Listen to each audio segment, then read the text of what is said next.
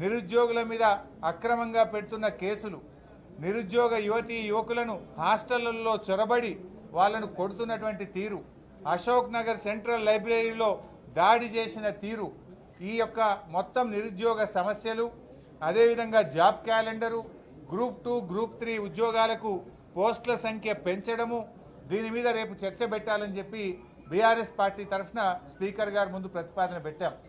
రేపు నిరుద్యోగుల ఎజెండాను తప్పకుండా చేపట్టాలని, దీన్ని మీద చర్చ జరపాలని, ఈ రాష్ట్రంలో లక్షలాది మంది నిరుద్యోగ యువకులను కాంగ్రెస్ పార్టీ మోసం చేసింది.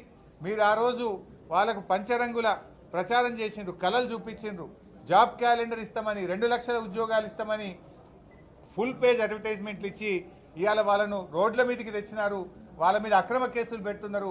దాని మీద రేపు చర్చ జరగాలని చెప్పి బీఆర్ఎస్ పార్టీ పక్షాన బీఎస్సీలో చెప్పడం జరిగింది. సో వాళ్ళు పెడతారని